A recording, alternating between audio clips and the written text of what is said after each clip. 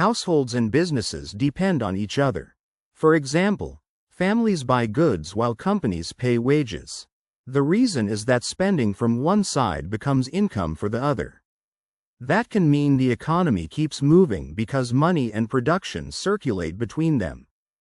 Households supply labor. In real life, a nurse, driver, teacher, or designer sells time and skill to an employer. The pressure comes from this. Businesses need workers to produce value. The result can be wages or the link between household income and business activity. Businesses supply goods and services. Think of a bakery sells bread, a phone company sells connectivity, and a clinic sells care.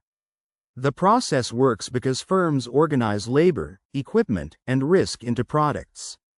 Over time, households turn income into demand by buying those products. Consumer spending guides business decisions. A simple case is this. A restaurant opens more branches when customers keep filling tables. The important driver is that demand tells firms what to produce, expand, or stop offering. That is why household choices shape business strategy. Business hiring affects household security. You might see it when a company that expands adds jobs and wages to a community. What matters underneath is that employment gives families income and confidence. If it is ignored, when hiring slows, households often spend more carefully. Prices connect both sides. One ordinary version is higher grocery prices raise business revenue but squeeze household budgets. The mechanism is that one price can look like income to a seller and cost to a buyer. The practical effect is the same transaction is experienced differently by each side. Profits are not only owner income. Consider profit can fund investment, debt payments, reserves, and expansion. The hidden part is that business survival depends on more than sales volume. The outcome is often that households may see high prices without seeing the costs behind them. Wages are costs to businesses and income to workers. The pattern shows up when a wage increase helps employees spend more but raises payroll expenses.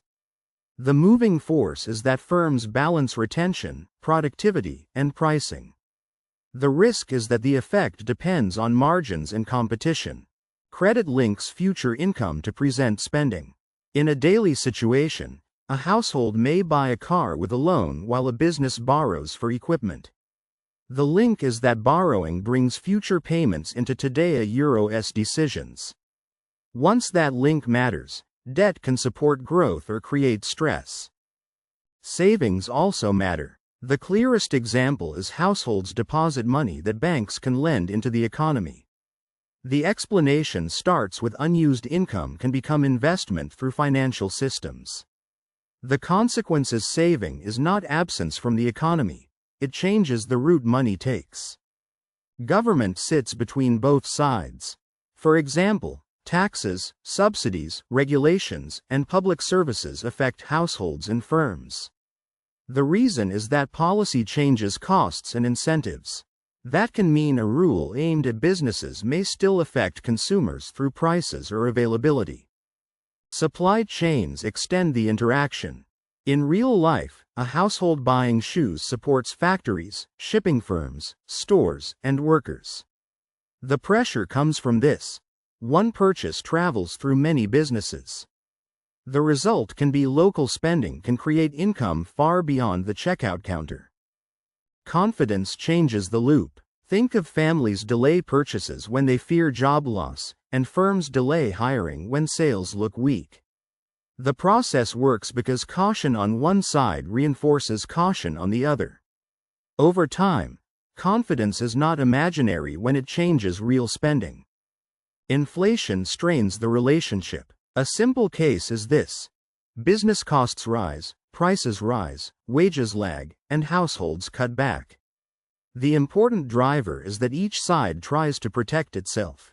That is why the pressure can move through contracts, shelves, paychecks, and budgets. Productivity can improve both sides. You might see it when better tools may help workers produce more per hour. What matters underneath is that higher productivity can support wages, profits, or lower prices. If it is ignored, the distribution of gains depends on bargaining, competition, and policy. Competition shapes how firms treat households. One ordinary version is many sellers make it harder to overcharge customers. The mechanism is that choice gives households power. The practical effect is weak competition can shift more value toward businesses. Household preferences change industries. Consider demand for online delivery, remote work tools, or healthier food pushes firms to adapt. The hidden part is that businesses watch behavior closely. The outcome is often that the market is partly a conversation between needs and offers. A downturn shows the connection clearly. The pattern shows up when lost jobs reduce spending, weaker spending reduces business revenue, and lower revenue reduces hiring. The moving force is that the loop can move downward quickly. The risk is that recovery often starts when one side regains confidence. The relationship is not one way. In a daily situation, households are workers, customers, savers, borrowers, and voters. The link is that businesses are employers, sellers, borrowers, investors, and taxpayers. Once that link matters, each role changes how money moves. Households and businesses becomes clearer when it is tested in ordinary life. Take paycheck becoming grocery spending. The point is visible in a paycheck becoming grocery spending. The choice changes because households and businesses changes the pressure around the decision. What matters is the real consequence for the people involved, not just the clean definition of households and businesses. When the example is concrete, households and businesses stops sounding abstract and starts looking like something people deal with in real conversations, bills, deadlines, and relationships. Another useful angle is company hiring after local demand rises. A company hiring after demand rises shows how one background condition can change the outcome before anyone calls it a big event. For households and businesses, the hidden force is the loop between income, spending, hiring, and production. Once the loop is visible, a paycheck and a grocery bill stop looking like separate events. The connection becomes useful when wages, prices, hiring, spending, and profit are seen as parts of the same loop. A weak reading treats families and firms as separate worlds and misses how each side depends on the other. In the case of family cutting purchases after layoffs, the final result may look simple from the outside, but the pressure was already building before anyone noticed it. Better judgment starts by following where the money goes after it leaves one hand. A practical example is business loan funding expansion. The practical point is not to memorize a slogan about households and businesses. The practical point is to see how one slowdown can move from a business decision into a household budget. That contrast explains why a company decision can show up later inside a family budget. Most confusion around households and businesses comes from missing that hidden exchange and focusing only on the surface event. The economy feels abstract until you follow money from a household to a business and back again. Income, spending, hiring, and prices are linked. A final example, wages supporting nearby shops, shows why this matters before the outcome becomes expensive, stressful, or emotionally charged. The strongest takeaway is to follow the money until the household and business sides meet.